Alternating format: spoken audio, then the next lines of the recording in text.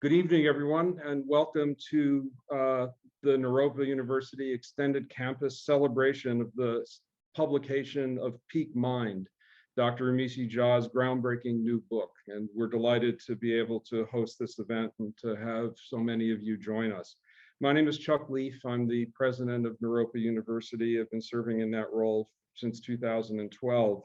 And it's our honor to welcome our friend Amishi back to Naropa. We've had a long connection, faculty and students, with her and with her work. And it's a joy, even virtually, to be able to share this time with her. Dr. Jha is a professor of psychology at the University of Miami and the director of contemplative neuroscience for the Mindfulness Research and Practice Institute. We're also being joined tonight by two friends of Amishi's and friends of Naropa. First, Dr. Sona Dimidjian, who is a professor of psychology and neuroscience at the University of Colorado and the director of the Renée Crown Wellness Institute. And also by Dr. Jordan Quaglia, who is associate professor of psychology at Naropa, the director of our Cognitive and Affective Science Lab, and also is the research director for Naropa's Center for the Advancement of Contemplative Education. So it's a delight to welcome all three of our speakers tonight. In thinking about tonight's discussion, I looked at the rich ways in which the work of these three really accomplished researchers intersect. And I realized that along with their stellar academic and research credentials, that maybe the most profound connection that I've seen is that all three are actually caregivers at heart. Amishi has been focusing her research on attention and service to first responders and those who put themselves in harm's way for the benefit of others. Sona's commitment is to cultivating mental health care and wellness through the incredible work of the Crown Institute in response to the crisis that we all know exists with ever greater experiences of trauma being experienced, especially by young people, combined with the wholly insufficient number of resources for those in need of mental health support.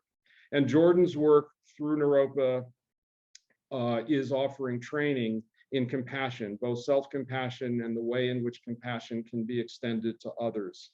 So all of the work that these wonderful researchers, scholars, and practitioners are doing is really for the benefit of a universe that's in need of healing. It's an honor for us to acknowledge Amishi's timely and important book, and please welcome all of our participants.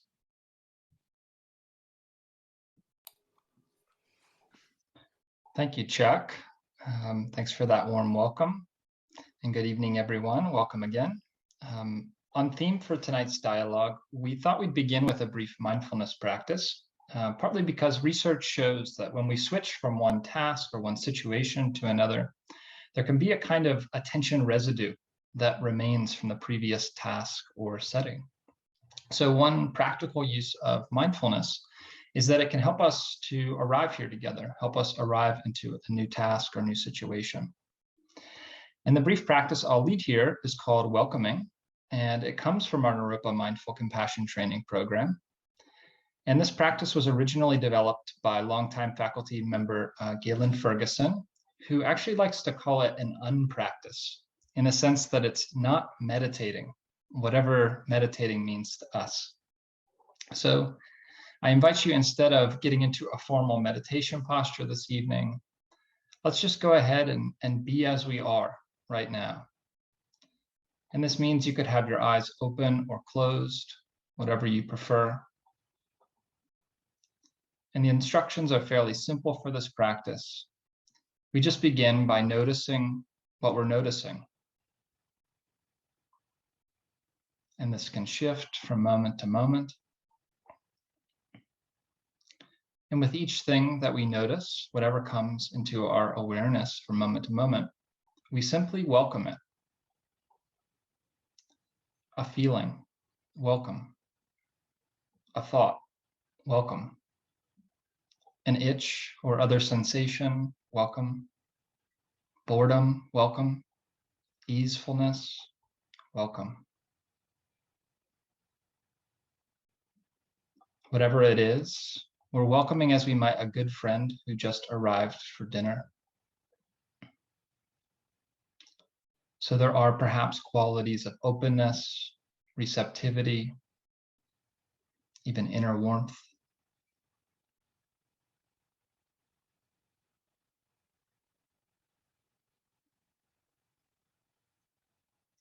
And if we happen to notice it's difficult to notice or welcome this evening, we can just welcome that experience too, that difficulty.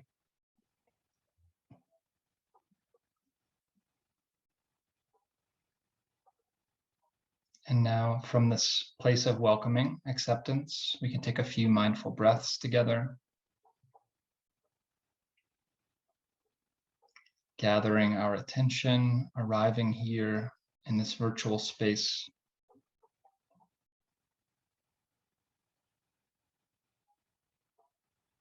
Thank you. And Sona, I think I'll hand it over to you now to get us started with the dialogue portion this evening. Thank you so much, Jordan.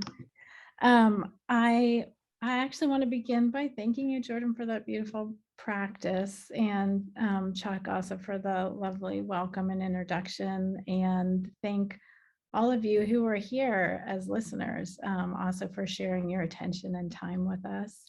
And Amishi, to thank you for this beautiful book that is the culmination of so many years and time dedication of your work. So I have actually a two-part question. So in the spirit of mindfully doing one thing at a time, I'm going to ask you the first part first. And with that, I just really want to kind of start with the basics. So your book, Peak Mind, tells this fascinating story about this word we use so often. And let's start with just what really is attention. Sounds great, but I'm going to say some things before I answer that question. Please. Because I just want to say how thrilled I am to be here. I mean, thrilled just to spend this time with you, Sona and Jordan. And I want to thank Chuck for the warm introduction. I just love the way he set it up. I feel like I'm a friend of Naropa. I feel like I'm being held in a very supportive and warm way by friends. And it's a thrill to actually have this community that I can connect with. And just wanted to begin by saying how much gratitude I have in my heart and in my being for that. And yeah, I think let's start at the beginning. So absolutely, it is the case that the topic of my work and of the book is really around attention. And we use that word, like you said, all the time. I mean, everybody thinks they know what attention is. And if you ask probably all of us the question, do we think we pay attention beautifully, perfectly? Maybe we wouldn't just raise our hands up really confidently. Though, practitioner community may be a little bit different. But for the most part, most of us feel that there is this sort of challenge and pain point with regard to our attention. So I think it'd be helpful to at least kind of break apart what I mean when I use that term, because it's coming from sort of a technical space of how I've been studying it and how the field of cognitive neuroscience has been studying it for the last 50 years. So when I use that term, attention, I'm really talking in the broadest sense about the ability to prioritize some things over other things. Kind of most simply, some things are more important than other things, and that importance is reflected in the way that the brain sort of calibrates certain kinds of information. So whatever it is that is deemed important enough to pay attention to actually has privileged access to information processing within the brain. And so when we start thinking about it in those terms, we can see that it really is such a useful and powerful thing, and really the success story of human evolution, that we even have this capacity to prioritize some things over other things. And just to say that, it's a little bit of a weird thing to ask the question, well, why do we even have attention? Like, why prioritize some things over other things? And I think it's not a simple thing to ask, but fundamentally we think comes down to the fact that the brain is very limited. Even though it's probably the most complex thing we've ever encountered, it can only do so many things. And so to truly understand what's going on around us and within us, we can't possibly fully process every single thing that's happening simultaneously. So this prioritizing of some things over other things allows us to take a snapshot or a subsample from all that's occurring to at least get a richness of a small portion of it so that we can piece by piece put it together and understand what's going on. So in terms of the way that we typically parse this complex term, I like to think about it as sort of three main systems of attention. And I always like to use metaphors. I mean, in addition to being caregivers, maybe hope that's the way Chuck put it so beautifully for the humanity and the planet. We're also, Sona and I, at least, I don't know, Jordan, about you, but we're caregivers of other humans and children. And a lot of the way that I describe the metaphors of attention actually come from having conversations with my children since they were little. So I'm going to just use some of those metaphors that I find so helpful because I think they're actually relevant for all of us in breaking down something that's seemingly very complex to make it kind of accessible and everyday for us. So when we think about prioritizing some information over other information, we can ask the question, well, how are we prioritizing? And what are the features that we're looking at to prioritize? And one main kind of subsystem of attention prioritizes information based on its content, what it is, whether that's where in space we might be looking, or what particular memory we want to draw up, what particular emotion we want to focus on, how we want to behave in a certain way, etc. So, and when we prioritize based on what it is, we advantage the thing that we're trying to pay attention to more than other things. So the metaphor I like to use for this system, which is formally called the brain's sort of orienting system, is that it's like a flashlight. So if you are in a darkened room, a flashlight is a really handy tool to be able to figure out what's going on around you. And wherever it is that we direct that flashlight, we're going to get crisper, clearer information about just that part of space. So in that case, what the content is that we're prioritizing is that part of space. And we can get clear, crisp information. Everything else is literally sort of a darkened nothingness around us. And so what I love about that sort of metaphor is that I think we get it. We understand that, yeah, flashlight's a really handy tool. And understanding how it helps us with the external environment is also pretty interesting. We can also understand that when we hold the flashlight, there's some aspect of control over that. But if we were in that same darkened room and somebody, you heard a strange, sound or a clap or some weird noise, for sure you're going to take it and it's going to get yanked to wherever you thought it was coming from. So it does a nice job of describing for this orienting system these features of willful directed control of where we want to put our attention, but also its capacity to get yanked around.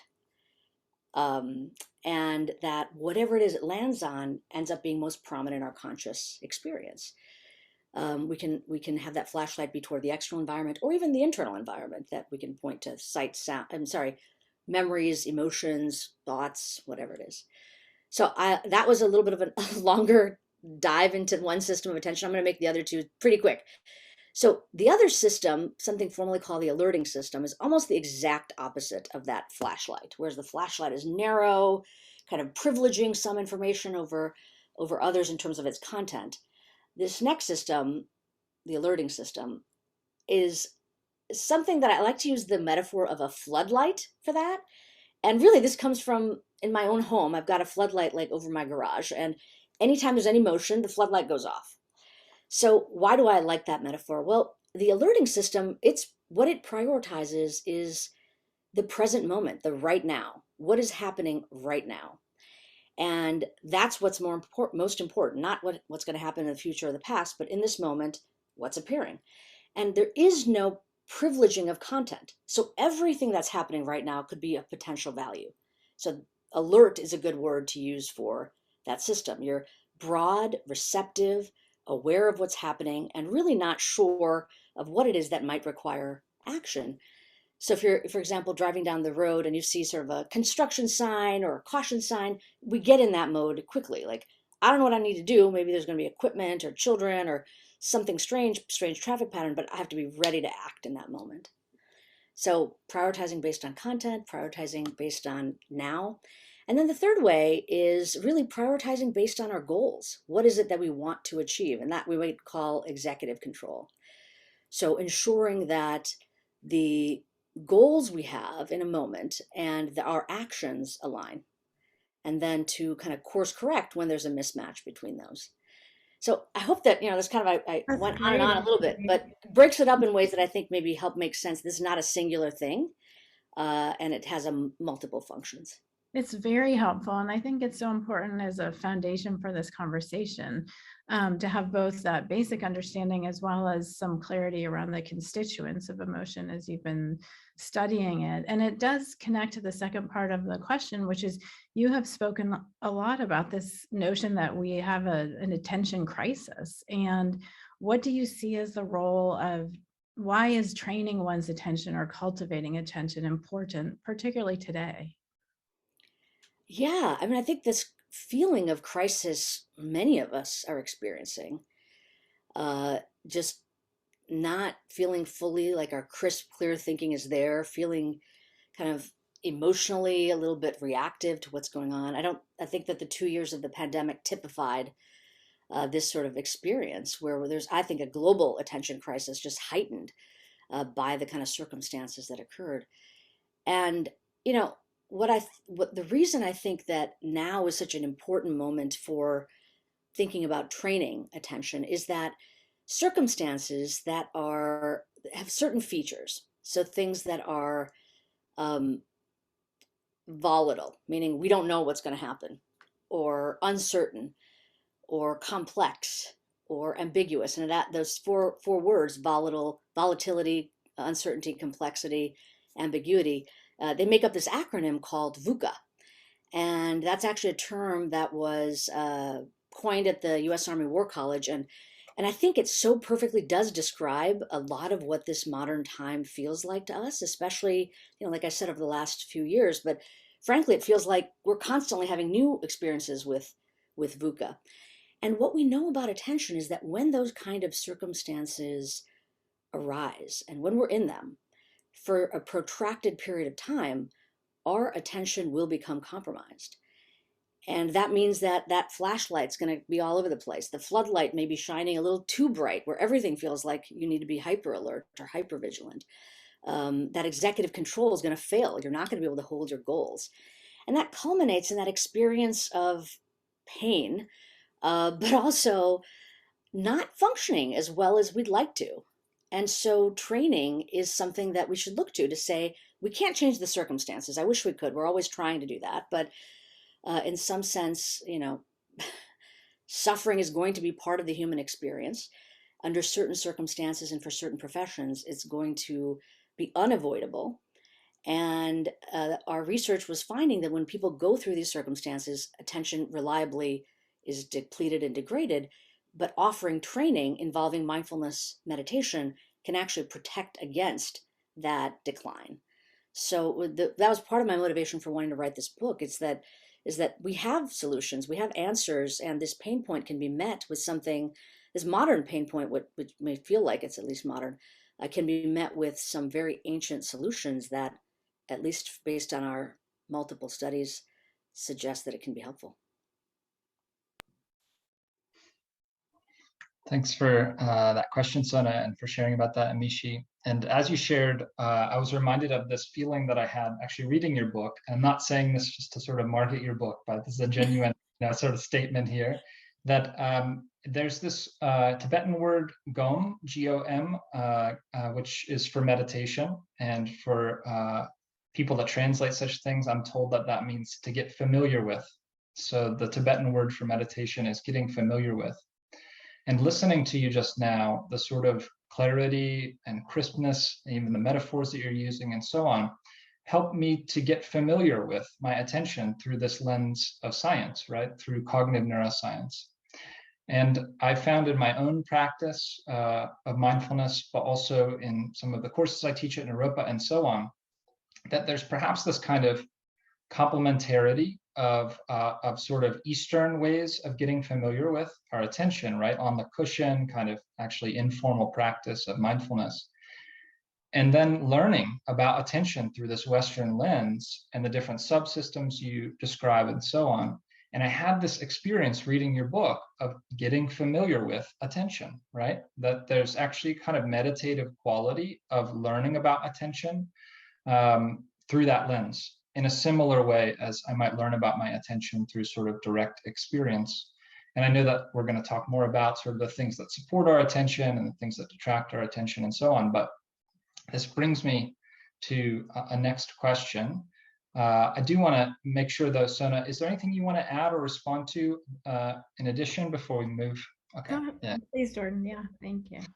So you use this phrase, Amishi, which I think is related to what I was just talking about, paying attention to attention. And I've heard you use it in other settings. I think it was part of the advertising for this dialogue this evening.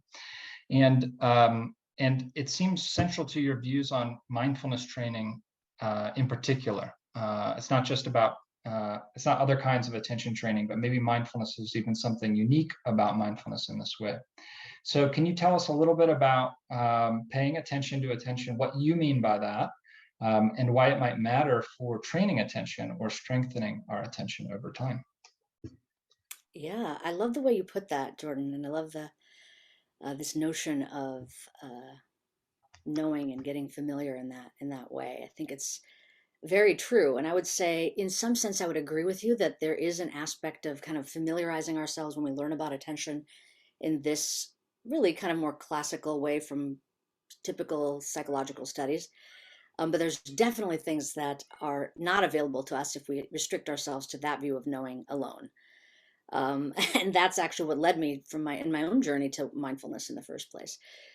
But it's actually related to this point that the whole reason I got interested in mindfulness, I mean, I'll just be very honest, it was not something I ever thought I would study. I would say at some point through most of my upbringing, I was kind of a resistor or skeptic regarding meditation. And part of it just came from my own personal kind of baggage and history with it. I'm an Indian woman. My earliest memories are seeing my dad meditating. My parents, I was born in the town that Gandhi's ashram is in, sort of this sort of spiritual, thoughtful, reflective, paced way of orienting to your experiences. Part of the kind of cultural experiences that I grew up with. And I was always like, that's great for them, not for me. Like, I'm a hard-nosed, Western-trained neuroscientist. This is not for me. And I ended up having a moment, actually an entire episode in my life when my son was quite young, not even 3 years old, where I realized that I just could not grab a hold of my own attention. It just kept slipping away like sand through my fingers. And I became very distressed by this. I mean, it was probably the distress that was causing this to occur, but I became very distressed by this. And I was desperately trying to figure out like what I can do about it. And it was this ironic moment where, okay, it's about your attention. Like you know about attention. You're an expert in this. Just go figure it out. Get on PubMed, read all the studies about it, just solve this problem. And I thought, give me a week and I got it. I'll figure it out. And of course that was horribly wrong. I mean, I was totally misguided. And the other thing was I came up completely empty. There were no solutions in sort of a typical psychological literature that I could go to say, oh yeah, this is what's going on. This is what's happening to my attention. Here's how I can train it. And I was very fortunate that through a series of really nice coincidences, I ended up learning about mindfulness. In fact, one of the very early books I picked up was one of Jack Kornfield's books, Meditation for Beginners. And he was actually my first teacher, just through reading his book. And what I realized that book provided, and what the insights of then practicing myself provided, was this interior view of my attention. It wasn't just knowing that I had it or using it for some purpose, or getting angry with myself that it wasn't going where I wanted it to go, or staying put where I wanted it to be put. Because those were frankly the kinds of solutions we were seeing in this typical attentional literature. Like, you direct your attention, and these are the consequences of directing your attention. Okay, but how do I direct my attention? I'm over here and I don't even know that. So this familiarization process that you were talking about, from the phenomenological direct experience with our own mind, ended up, from my point of view, being this really powerful way that we could pay attention to our attention. And that doing so would give us so much more capacity to use some of these strategies. But to implement a strategy to keep your attention focused, or to even interrogate the kind of attentional challenges that you're having in your life, require knowing where it is. And we know this sort of most fundamentally in the context of practice, where it's not just, for example, in a typical mindfulness practice, it's not just directing your attention toward breath-related sensations, but noticing when it's wandered away. And if you don't have that noticing aspect, there's no way you're going to get it back to the breath. So I do see it as fundamental, but it's also a little bit of like a twist on the way people typically think about attention, as like just a tool that you use for something. And instead think of it as something you actually need to cultivate yourself to be able to then use it as a tool. So I'm not answering it from a research perspective, but that's sort of the way that I think of it as so central to everything. Does it resonate with you, Jordan? Yeah, and I saw, Sona, you had unmuted yourself. Do you want to share on that too, or? No, go ahead. I have another thought I want to share about it. Yeah. What are you going to say? Yeah, well, one of the things that you mentioned that resonated is, yeah, I think the Eastern traditions have sort of potentially honed in on this problem of attention more centrally in understanding its relation to suffering. And we can think about sort of the root causes of suffering. And I understand in Buddhism, you know, we talk about attachment and aversion and things like that. But those are centrally linked to how we're using our attention in the moment. And so I'm interested in how mindfulness is sort of steering the fields of psychology and neuroscience into this insight as well. You know, if you look at why is it that mindfulness has resulted in this explosion of interest and research in our fields. And one of the ways I understand that is that so many different topics within psychology and neuroscience, from emotion regulation to addiction to relationships and so on, have something to do with, in terms of intervention or studying things that might help people who are suffering, have to do with the shift away from automatic ways of doing things into more consciously guided and controlled ways of doing things. And so I see a similar flavor in that to this understanding of attention issues being at the root of a lot of our suffering, and that mindfulness, it's not a panacea, right? But there is this potential for mindfulness to really be broadly applicable within psychology and neuroscience because it sits at this intersection of sort of automatic and controlled. And so much of that has to do with getting metacognitive. And I think you use the term meta-awareness in your book, which maybe we can talk about the distinction of that, but getting metacognitive about our attention, but also our intention and our awareness. And there's been an oversimplified view, I think, of what distinguishes sort of being in an automatic mode versus being in a more conscious mode as being just having attention, intention, and awareness. But it's more nuanced than that. And I think mindfulness helps us to relate to that interplay of automatic and controlled processes in ways that I think, paying attention to attention really points in that direction of what's so unique about mindfulness and why it might be so uniquely beneficial to all these different things. Absolutely. Sona, did you want to chime You in? know, Amishi, when you started talking about that, you reminded me of when you and I first met, and our children were toddlers, and your youngest was a baby, I think, at the time. And Jordan, you don't know, Amishi and I met at the Mind and Life Summer Research Institute, which is held at Garrison. And the evenings were silent retreat times. And Amishi and I both, because giving away all our secrets, a bit of troublemakers, and because we were so passionate about this work that we were both starting to do, would like find a quiet corner somewhere off in the, outside, and continue the conversations from the day. And some of these conversations were, really like the early seeds of what you're talking about now, Amishi, and the ways in which strengthening attention is so important. As well, this idea that strengthening our attention and the practice of mindfulness can offer something that can be protective for people in an enduring sort of way. And in the work that I and others have done, that's focused a lot around people who have vulnerability to different kinds of mental health challenges like depression. And a lot of the work that you've done has also used a similar frame, which is to say, what can be learned in the context of mindfulness training that will help protect people as they're going into experiences in their lives that can be stressful and challenging and depleting. And I wonder if you can speak a little bit about that. What do the data tell us? What insights have you gained from your work that point to the ways in which mindfulness can help to protect people from some of the challenges that life continues to create? Yeah, absolutely.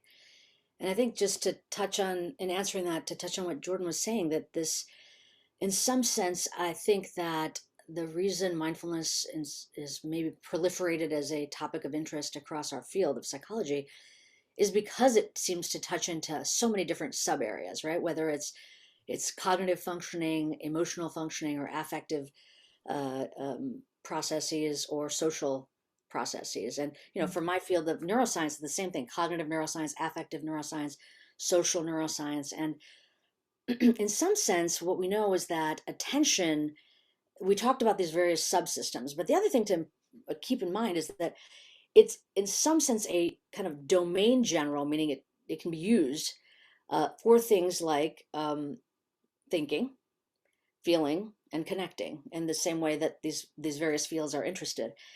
And what we know is that the reason we say that it serves as this domain general resource, or I like to kind of more plainly talk about it as like a fuel. It's just like a fuel that like you'd be able to use to, whether you're going to run your car or your, some other device.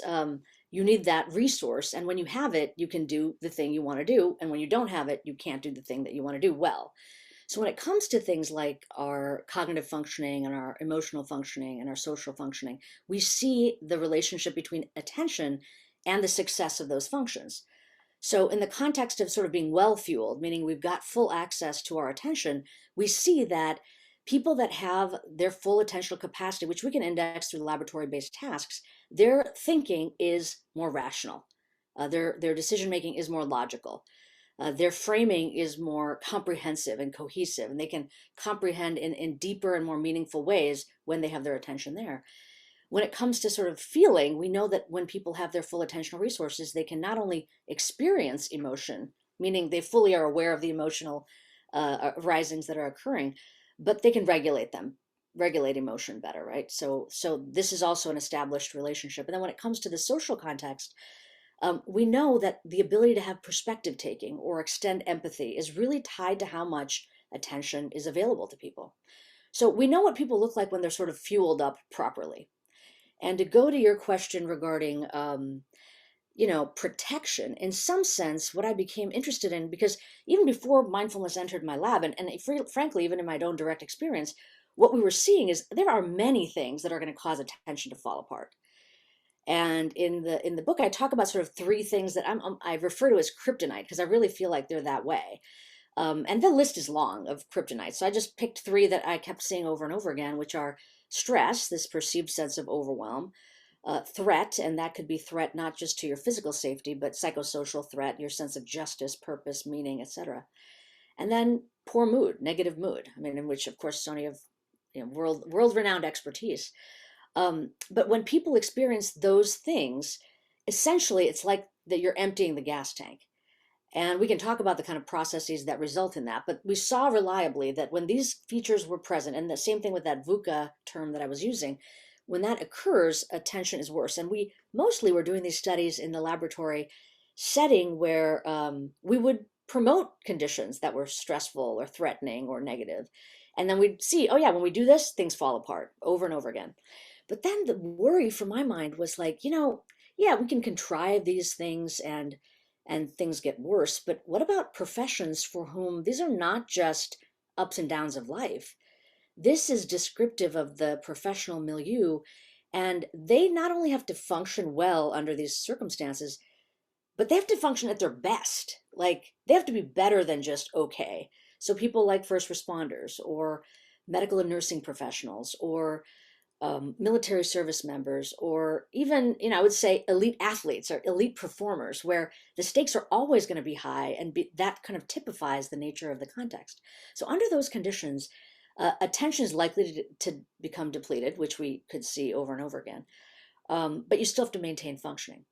So what do you do? Essentially, that's where this training model comes in. Train attention so that um, even if the stakes are high, even if the pressures are on, even if the VUCA circumstances exist, if you offer training, you may be able to protect against that. And frankly, I just think it touches so well with the kind of work that you do, and even the term sort of psychological prophylaxis. I'm sure you were an author on the paper that the MBCT papers that I first read that, and you're part of those formative studies. And I kept thinking, in some sense, we need cognitive prophylaxis. We need attentional protection, because people have to be able to function well. And that's became sort of my passion. Once I moved to mindfulness training, it was not just to see how it can improve things, but how can it protect against a decline? And, it's kind of weird, and we're all researchers, so we know this. It's very rare that you would do a study and your success is if nothing changes over time. It's like, oh, we did this big intervention. We put all this money and time into doing this intervention, and success is no change. Like you don't usually jump up and down for no change. But when we see over and over again, the control condition, when people didn't have that, is a significant decline. And, we've seen this in people like undergrads that are going through the academic semester. That's a high stress interval. As, university affiliated people, we kind of know this as faculty members and thinking back to undergrad days. But even elite athletes preparing for a playing season, not even playing itself, or, people preparing for a big trial if they're in the legal profession, medical and nursing students preparing to go through and go on residency. So I became very interested in how to do that. And thankfully, what we found was that there is a way we could protect against that, and we could achieve the no change over time. And the really good news was that if people practiced more, even if the circumstances were difficult, not only are they protecting themselves, but they could even improve instead of staying stable if they committed to doing the practice. I think, Amishi, I think that those studies are so important, and what you're sharing right now really, I think, is a tremendous source of optimism also for people. And we'll get into this a little more later, but to think that these relatively brief programs that actually don't ask that much in terms of daily time in the studies that you've done, can achieve these kinds of enduring benefits that are protective for people over time,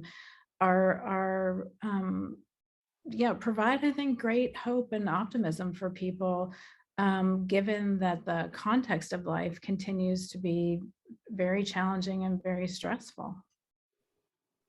Yeah, absolutely. And, it's not the be all end all. It's more like if you can start doing these practices in a way that's sort of the minimum effective dose, you're always invited to go on and do more. But if you provide a dose that is so demanding that people just don't want to engage in it, there's no chance of being able to intervene and help. So I appreciate you saying that, Sona. Yeah, and I do think that that's been a commitment through the research that you've done, as well as, in some ways, I think what motivated your writing of this book was to really make both these practices and this knowledge accessible to people in ways that work for people in the context of their daily lives. So, Jordan, I'll pass it over. Thanks for seeing that. Yeah, and I agree on that point. And I think that there's this way of, again, in reading your book or in learning about this material, or just other ways that people might encounter mindfulness, we tend to, think about mindfulness as a formal practice. Like, okay, I'm going to do this for a set period of time, and then I go and do the rest of my day, kind of thing. But going back to this idea of growing familiar with our attention, and the way that once we start to pay attention to our attention, using your phrase there, and get curious about it, we start to notice all the different internal and external things that impact our attention performance and how exhausted we feel and so on. Even something, you know, I'll be a little edgy here, is interacting with certain people, you know, will really drain my attention versus interacting with other people feels restorative.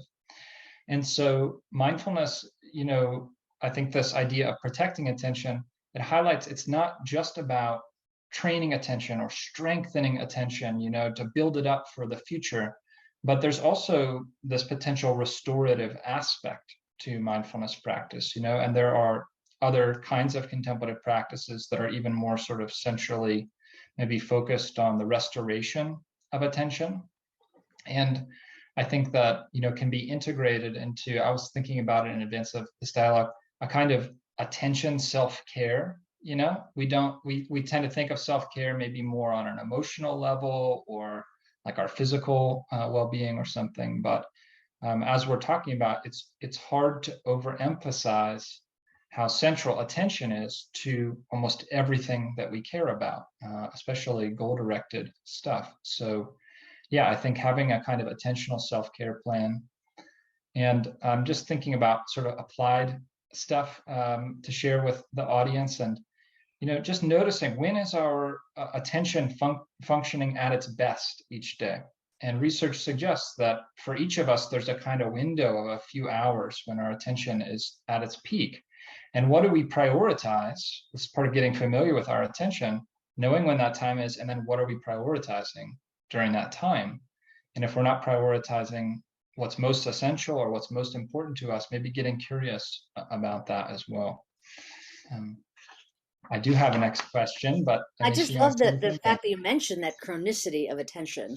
And I love attentional self-care. I think it's a really fundamental way we can take care of ourselves, take care of our mind, especially if it's fueling, you know, thinking, feeling, connecting. And if we know that being on empty means we're going to be irrational and illogical or dysregulated or really lack empathy and be able to not be able to see other people's perspectives, I mean, that's a disaster. That's a disaster for our lives. So if we can get to that core function that can help all these other things move in the right direction, why wouldn't we do that? Yeah. So I appreciate that. I think that's a really cool way to think about it.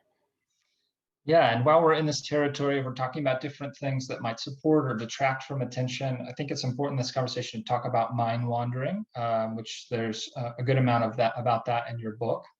And I teach a course here at Naropa called Contemplative Neuroscience, and we do a whole unit on mind wandering and exploring mind wandering, whether it's more good than bad, actually, is sort of the way that we frame it, you know, just to kind of really be provocative about the fact that mind wandering sometimes gets labeled as negative, especially in sort of mindfulness spaces, you know, which is really a kind of misunderstanding of the instruction of noticing mind wandering and coming back to the meditation object.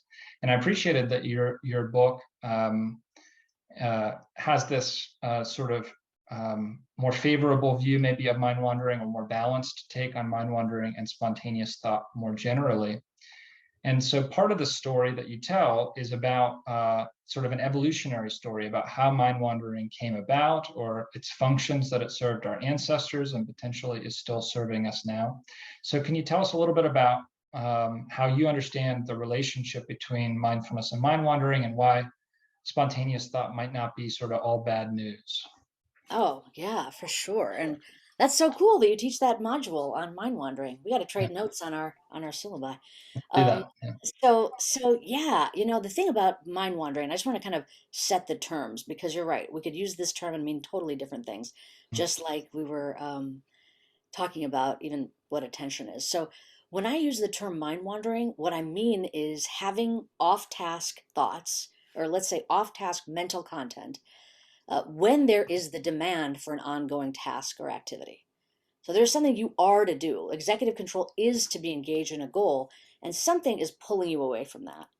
So when we talk about it from the evolutionary perspective, it's why would that happen? Why couldn't we just set our minds to do something and then just be fixated on it and never move away? That could have been the way that evolution, you know, our evolutionary inheritance. But I bet the reason is that if people became fixated on a goal, and so goal fixated that they didn't know what was happening in their surroundings, they couldn't reflect on the past or plan for the future, they would have been lunch at some point from some evolutionary mishap, right? So you need to be able to not just have the capacity to focus, but there has to be a kind of a cycling or fluidity of your attention, so you know what's happening in the environment, so they're incorporating new knowledge, so that you're kind of thinking to the future, and all of that would be under the purview of mind wandering. So just to say that off-task thoughts during an ongoing task or activity is what I mean when I use that. Mind wandering is, of course, though, just a subset of a broader category, which you already used that term, spontaneous thought. So spontaneous thought is just, this kind of bubbling of various conscious processes, and conscious I would even put maybe in quotes. It's the bubbling of mental content, thoughts, feelings, emotions, sensations, and the brain will just do this. In fact, we think it does this quite a lot, to the point where it's the default of the way the brain functions, that there would be this spontaneous thought occurring. Because it's so prominent, and because the brain is very efficient and won't do things unless there's some useful reason to do it, because it's so metabolically costly to do that. So it's not a mistake that it's happening. I think we're still in the space of trying to understand what the utility is. But it's the broader category, and mind wandering is when that spontaneous thought occurs in the context of a task, and it is problematic. When mind wandering occurs, we know that people make mistakes. We know that their decision making is going to be more problematic. We know that their responses are more variable. And one of the other things that we are starting to see emerge is that when the prevalence of mind wandering is actually sort of a transdiagnostic index for psychological disorders. And this is from studies that have looked at things like depression, PTSD, anxiety, ADHD. It's sort of like across the board, you see that under those sort of higher symptom presence, higher mind wandering, and that there's a relationship there. So there is bad news regarding this particular occurrence. But spontaneous thought itself, we think, has a lot of utility. And when the mind does this, let's call it mind meandering, maybe not wandering if we're going to constrain it to that. When the mind meanders and there isn't another task, it is extremely beneficial. We know that it's tied to things like creativity and positive mood and insight problem solving, and even, we think, probably better memory formation. Because one of the kind of new ideas regarding why spontaneous thought occurs is that it's a way for the brain to engage in episodic memory encoding during wakefulness. So we are actually busy getting the bare bones of our long-term memory established through this mental meandering or spontaneous thought. So we definitely don't want to throw the baby out with the bathwater, or whatever the metaphor is that you want to use. But I think what's so cool about contemplative practice is this whole inner domain of spontaneous thought and mind wandering becomes its purview. And we can become more familiar with its onset, its occurrence, its prevalence, and we can make better choices regarding what to do when we notice it's arising. Whether it's a thought that we know we tend to loop on and ruminate on, to allow ourselves to continue to do that, or potentially allow ourselves to say, you know what, maybe I can focus over here, or maybe I can take a step back and kind of let this thing dissipate as it will. But I think it's a very, very rich area. And this is another example, Jordan, where I think what you were saying earlier, that the field of contemplative science, whether it's contemplative clinical science or neuroscience, is informing the core fields of psychology and neuroscience in very fruitful ways. And some of the studies wouldn't be possible if we didn't have practitioners to lean on to actually explore these topics. So hopefully that answered your question. Sona, I wonder if you could speak a little bit about your understanding of mind wandering in a clinical context, jumping off what Amishi is saying about how it can become detrimental as well. So yeah, not to, we were sort of talking about when it can be good, but yeah. Right. I think, Amishi, your metaphors that you were giving, that you shared at the very beginning, are relevant in this context. So, if you are someone who is vulnerable to depression or to anxiety, and you're experiencing mind wandering, and that the kind of flashlight function of attention gets pulled in preferentially towards stimuli in your environment that are oriented towards threat or that are sad or negative, that there's a way in which what can initially seem like relatively neutral or innocuous mind wandering can actually put people on quite of a slippery slope into much more protracted episodes of depression that can start out with something that, may just be a sort of transient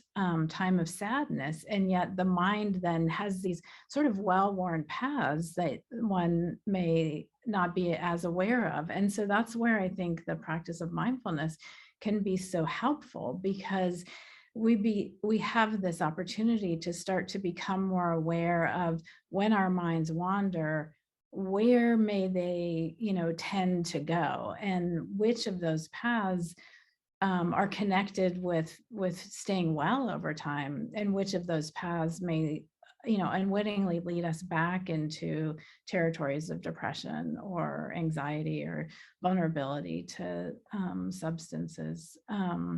So I think that the phenomena of mind wandering, as you mentioned, Amishi, it is ubiquitous across ways in which I think people struggle with mental health, and it is also one of the places where mindfulness as a practice can be very powerful.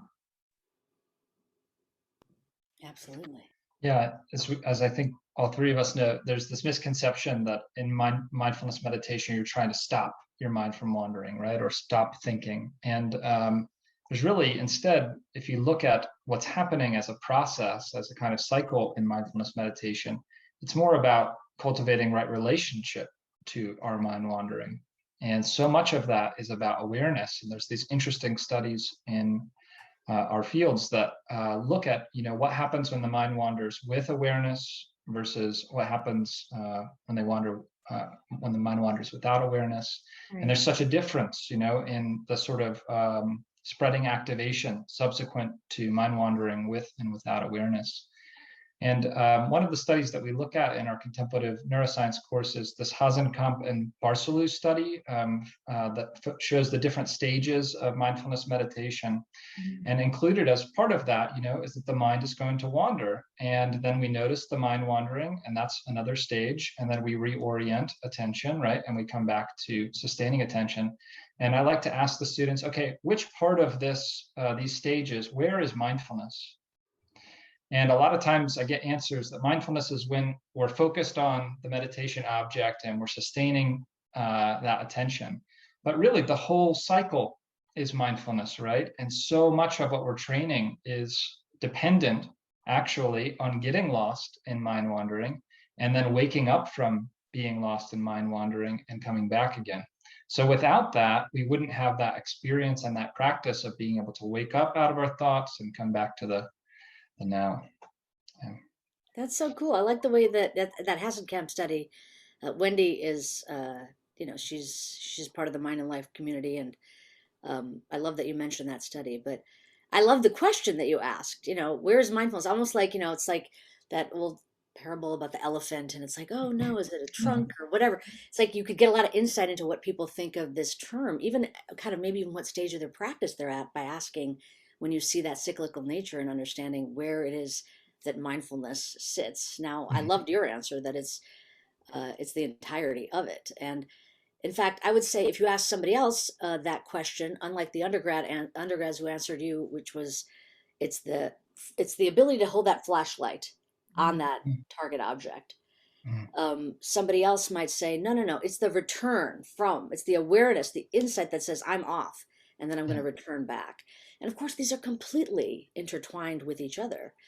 And the mind is going to do this, whether it's during the context of a practice or writing an email to a colleague or reading a book or having a conversation. We're going to be in it, and then we're going to wander away, and we'll hopefully wake up from that, and we're going to return. And this is where I think we can go directly from what practice cultivates to benefits for our actual life. And many people say this, but we're not doing this to become sort of expert level breath followers. We're doing it because we want to be able to translate it into our day-to-day experience. And especially in the kind of populations that we're dealing with. I mean, we see this a lot, so if it's a critical care medical professional, it's so easy to, with all the kind of notifications and sounds of machines buzzing and beeping, to kind of become lost in that. But to notice, that one stopped, or that one's making a sound, like to be that aware of both what you should be focusing on and then sort of the noticing of what's arising has very real consequences, life or death consequences for many people, many professions.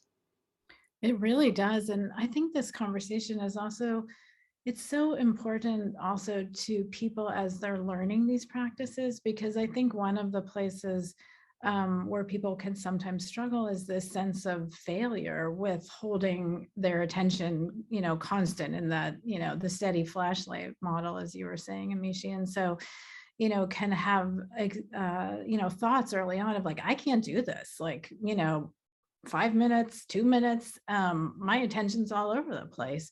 So I think what this conversation is underscoring is that is really part of our experience of human beings. Like that is, and it's a nice segue into a question I want to ask you about the brain, because it is how our brains are wired, as you're speaking to. So I think it's critical that people don't label those experiences of mind wandering in this practice as evidence of failure or evidence of I can't do this, because it is the whole picture, right? It's not just that one moment of holding the flashlight steady.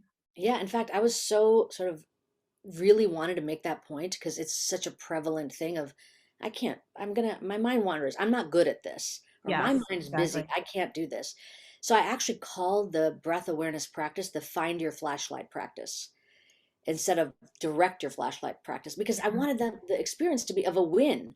The moment of acknowledging that you don't know where your flashlight is and you found it is you should have a little bit of like a little Celebrate. positive boost and say, Yep. yeah, you found it. And going back to what Jordan was asking me earlier about paying attention to your attention, there's no way you would have found it if you weren't looking or watching or noticing what was arising. So I totally agree with you that we've got to kind of reframe what it means to wander and what success looks like in the context of having a naturally wandering mind. It's just its nature. We shift to our brain question. Sure. So Amishi, some of the work I do focuses on mindfulness with expectant moms. So I often think like it's never too early to learn this stuff. And equally so, I think it's never too late. And one of the concepts that I think is really central is that notion of neuroplasticity, and which I think challenges this idea that, who we are is fixed and hardwired. And your book, I think, does a really amazing job of pointing to the ways in which mindfulness practice can change our brains. And I wonder if you could speak a little to what you mean by that and what you see as some of the more compelling evidence Yeah, of absolutely. So mindfulness and neuroplasticity. yeah. I mean, I think that, it's kind of funny for me because I didn't know that what I would end up studying is attention and mindfulness, but my interest in studying the brain was definitely about how this really cool thing called the brain can somehow, through what it does, change itself. I just thought that was the coolest thing. And that goes back to when I was even in high school and volunteering in a brain injury unit, seeing that. But we kind of we're well set up to have for me to be able to answer that question, because even what we were talking about with the first question you asked me with regard to what attention is, the field of cognitive neuroscience now knows what the flashlight looks like in the brain, meaning what brain network actually supports attentional orienting and what brain network supports this sort of alerting function, or what we might call saliency detection, or executive control function. So each of these processes that I use those kind of cutesy metaphors to describe actually has a very well-established brain network associated with it, as does what we might in quotes call mind wandering, having this off-task thoughts. And the cool thing about these networks is that we know what they look like. We know that when they are prominent, certain functions are more likely to occur, and that they are, in some sense, kind of mutually antagonistic. So you can't be really focused and also very broad at the same time. And we know this. If you're really engrossed in a book, somebody walks into the room and even talks to you, like it takes a moment to be like, what? What did you say? And usually it's them saying, excuse me, I'm talking, to kind of alert you, get your alerting system to get back online, because while you're really focused, you're essentially actively suppressing alerting. And the other thing would be just follow that same logic. When you are mind wandering, when you are going internal, and attention is this self-focused, task unrelated thought, your ability to engage focusing on the external environment or remembering the goals of what's going on right now will be suppressed. So the mutually kind of battling brain systems is just part of what we know occurs. And the question from my point of view with mindfulness training and neuroplasticity was, well, does this practice change the relationship between how these systems function with each other? And going back to Jordan just described with that Wendy Hessenkamp and Larry Barcelow's study, essentially what that study shows us is that various stages of the kind of meditation cycle engage various subsystems of attention. So for example, when you're very focused, executive control network is on. When when you report mind wandering, you've got the saliency network that detected something has occurred. And right before that, when you were actually full on in the mind wandering, default mode is active. So that kind of trade-off we know exists and is prevalent and exercised in some ways through this cyclical repetitive aspect of what practice is.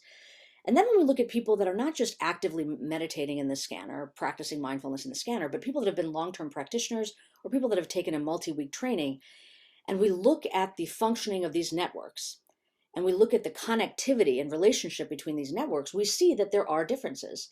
One of the more prominent findings that we're seeing is that not only do people report less mind wandering, off-task thoughts after they've practiced, but their default mode activities dialed down a bit. And that the relationship between default mode and executive control is a little smoother. The handoff is smoother. So if you think about it, you're lost in thought and you're flipped back to the actual goal. Or you don't stay in that default mode quite as long. You're actually back on the task at hand.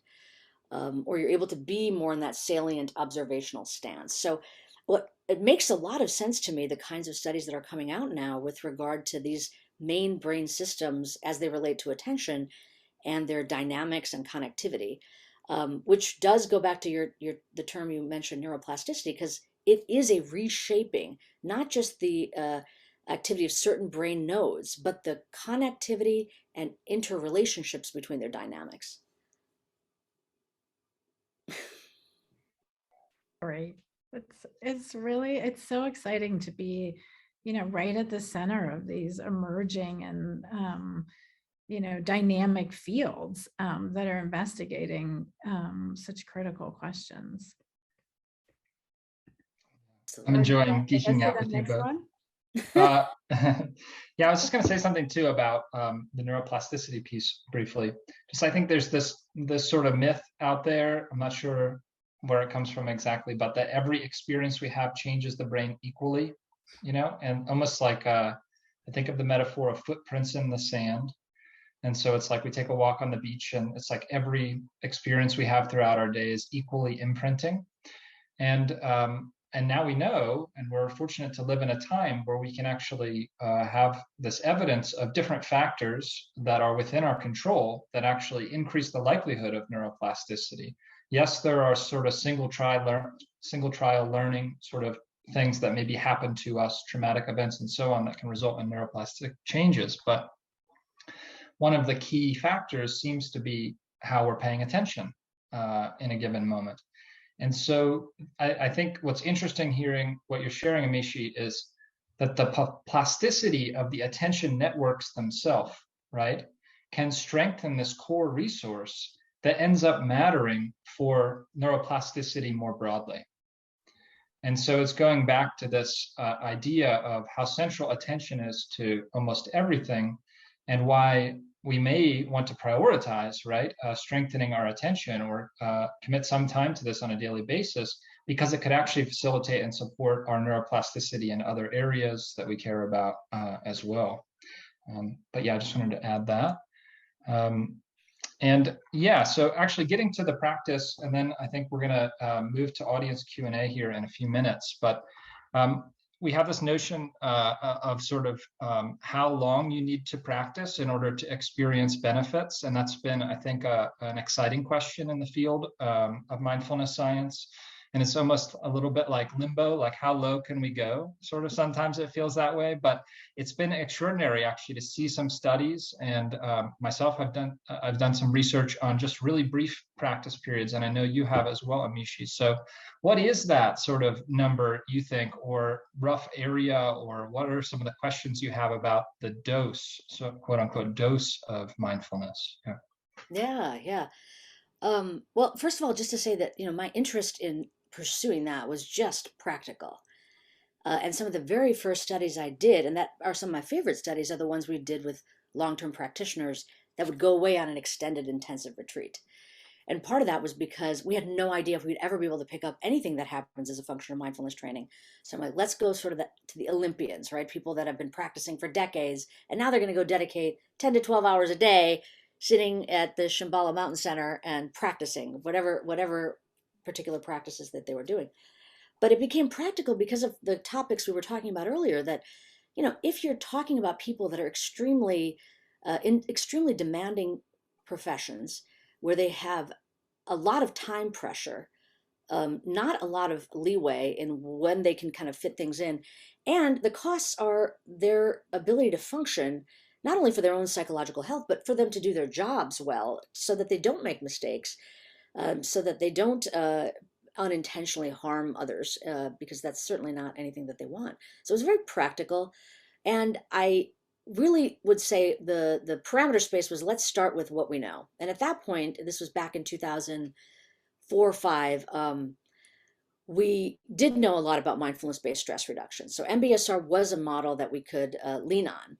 And that's where we started. We started by giving pre-deployment Marines a 24-hour training, and we asked them to practice 30 minutes a day. So a departure from MBSR, where it wasn't 45 minutes a day, but 30 minutes a day. And what we found is that most of them didn't do it. Most of them didn't do anywhere near that. And so then we asked a question, which was, well, okay, be honest with us. The trainer's never going to see this. Like, we, the researchers, just want to know, how much did you actually do? And we were able to get those kind of measurements from people. And then we essentially did like a data emergent approach. So is there a correspondence between how much they practiced and the kinds of benefits we saw? And there was a very reliable relationship. And kind of the blanket result was, the more they practiced, the more they benefited. But what I wanted to know was there like a threshold? Meaning, was there a point at which if they practiced less, we tended to not see any benefits, and if they practiced more, we tended to see benefits and then more benefits? And that number for us, and again, I'm talking about high stress intervals, time pressured professionals, and attention. So it's a very narrow window of, how much time is the minimum effective dose. But that number was 12 minutes. And so when people practice 12 minutes a day over a 4 to 8 week interval, we saw protection against decline in their attention. And if they did significantly more than that, they actually, some of them improved in their attention, even over this high stress interval where control participants significantly declined. So then we said, okay, we're triangulating on something. So in the subsequent series of studies, we prescribed them 12 minutes. And what we saw was that now it wasn't, people were willing to do it. So our rate at which people were engaging in the practices, which was a lot better. But now we asked them to practice 7 days a week. They weren't practicing 7 days a week. And we looked at that there was a correspondence between how many days a week they practiced this 12-minute practice and the magnitude of benefits. So between 3 and 5 days a week, we started seeing people benefit. So now what we can do is we're saying, okay, again, these same circumstances, high stress, time pressured individuals, over demanding intervals, and 3 to 5 days a week, about 12 to 15 minutes a day of formal time that they spend. And that's just to stay steady state. So we are protecting against a decline in attention. But I think that's a pretty important thing to be able to do, given, the realities of what losing your attention and having depleted attention result in. Amishi, I don't think we have spoken about this before, but in our studies with new and expectant moms, so high stress, high demands for performance, discrete period of time, we find similar patterns in terms of frequency and duration of practice. Oh my gosh. There you go. I Across. see a new paper emerging from this dialogue. That's awesome. Very Yeah, cool. really interesting. Around 12 to Yeah. 15 minutes a few times a week. Yeah. Jordan, what about you? You mentioned that you're doing this work. Were you triangulating it in any way? Um, yeah, in my dissertation study, we did a very brief mindfulness training intervention of just 20 minutes, 4 times. So people would come in and practice 20 minutes, and we actually explicitly asked them not to practice in between the training sessions. And we still found, and I know there's other studies like this as well. Fidel Zaiden does a lot of this research of these briefer mindfulness meditations, and that's where I got the intervention from. Yeah, and I was somewhat surprised, although I had been able to draw on his work to see benefits of just such a brief training model. And I can think about that in a few different ways, from plasticity to other things.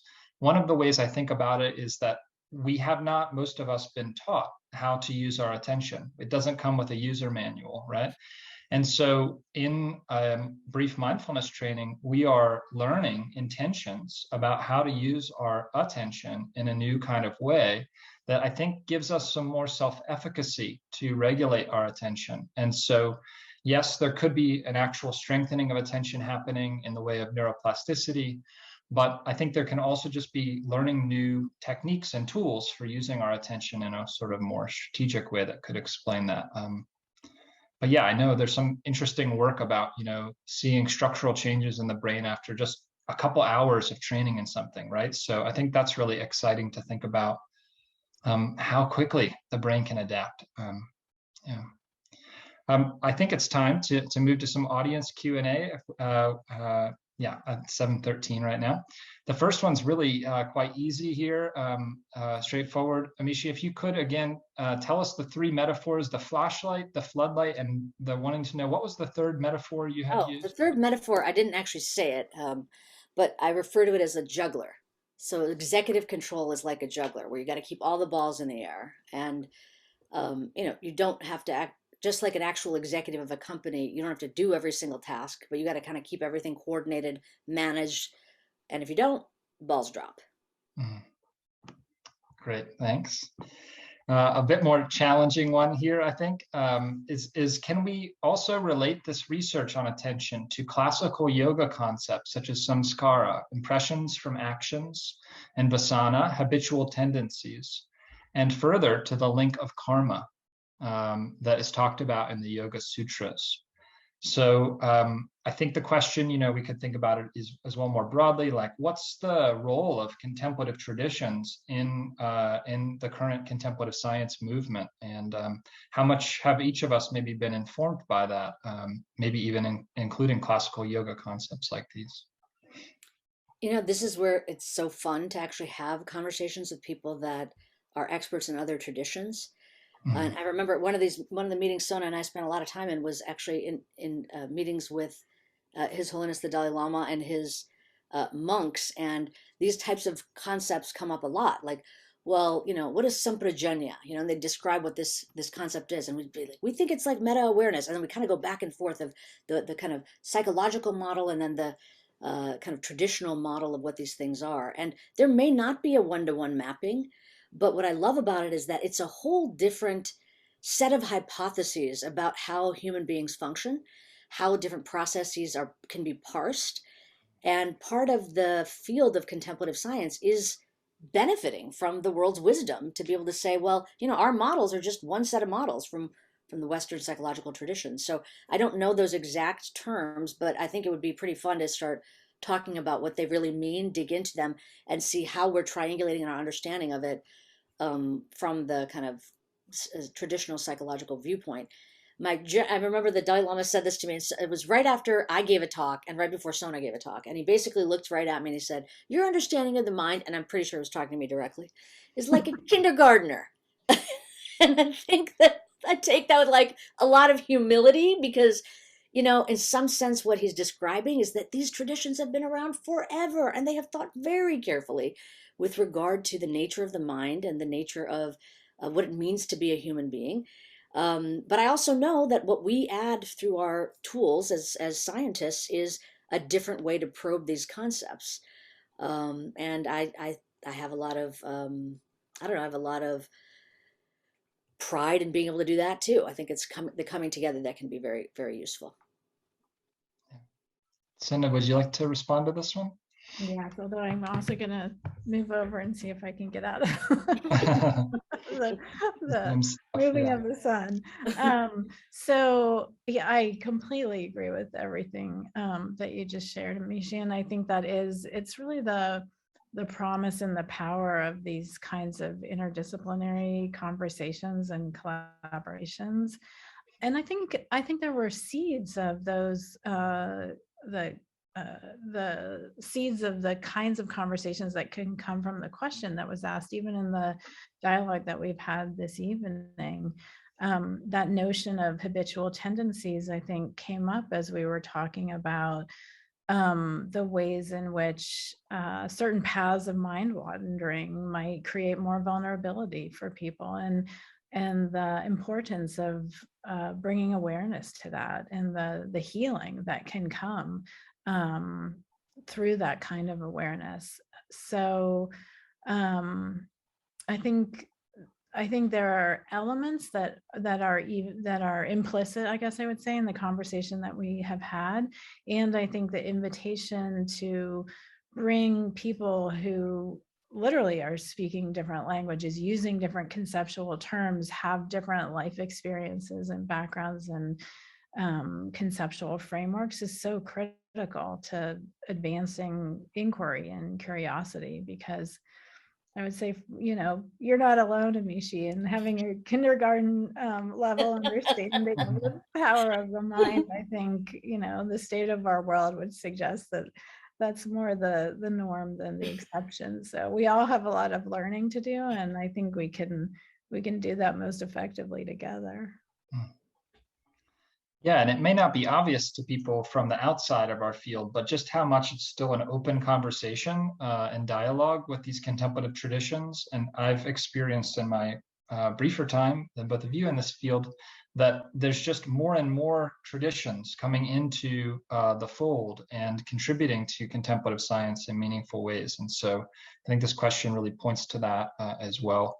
And just the need for sort of ongoing cultural humility, in our scientific endeavor, and the need, probably the sort of endless need for dialogue with these contemplative traditions or these different ways of looking at the mind. So this one might be in your court here. Women going through menopause are often concerned about brain fog and concerned for it beginning the decline in memory as a risk factor for Alzheimer's. Are you familiar with any research in this area or related to mindfulness protecting at different stages in women's life? God, I certainly hope that's the case. Yeah. But Sona, maybe you have, I don't know of any particular research that's been done. I think there's a lot of actually really exciting research that's being funded through the National Institute on Aging. That is, I've presented a couple of times to researchers and to some of the program staff within the National Institute on Aging who are specifically interested in what the science of mindfulness and meditation can offer. And I think exactly as this question is asking, offer to go back to that notion that there's something about these practices that can be prophylactic, protective, that can help people learn skills that, unlike a lot of evidence for some pharmacological approaches that can be helpful while you're taking them, actually don't do anything to protect you once you stop. So there's some kind of learning that can happen with mindfulness practice that can have an enduring impact, even long after you've finished the 6 weeks or the 8 weeks period of more intensive learning. So I would recommend, and I think it's an active area of research. So I definitely recommend, I think the National Institute on Aging is a great place to keep abreast of recent findings as well as ongoing studies. And I do think that there are many people who are very interested in that, exactly the connection that you're raising in terms of protective factors. Yeah. And just to kind of relate it to this, one of the things that I wanted to mention, because, the title of this book, Peak Mind, a lot of times people think it's some kind of like pro performance, like, I was thinking woman on mountaintop, got to the peak. And it's like this pinnacle moment. And that's actually not what I intended. I like the play on that. But what I mean when I say peak mind, even as it relates to this question regarding menopause and cognitive fog, and even the pandemic and all the things that are happening in the world that are so challenging for so many people, is that a peak mind isn't really regarding everything being all great or even our mind being at its peak. It's to be able to maneuver through difficult and challenging circumstances, because those will be the moments of our life, in the best way possible given those circumstances.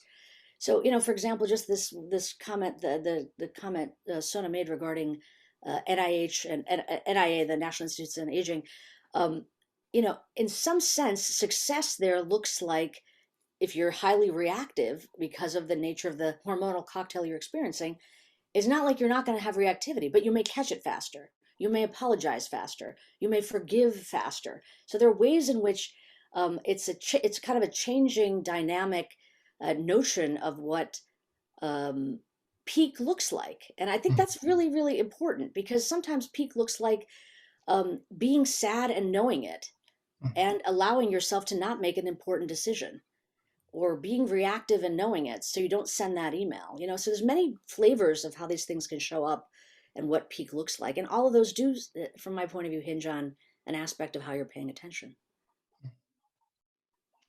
We have a couple of questions that I think dovetail nicely with this, in terms of people who have diagnosis of ADD or ADHD and they're practicing with mindfulness, and whether there's a different recommendation or something like that. I think, Amishi, I've heard you speak a little bit about this before, but obviously it's a slightly different area than our focus and research, I think, all of us. But Yeah. I mean, I think it's the short way to say it is that all three of those subsystems of attention we talked about, right? The flashlight, the floodlight, the juggler.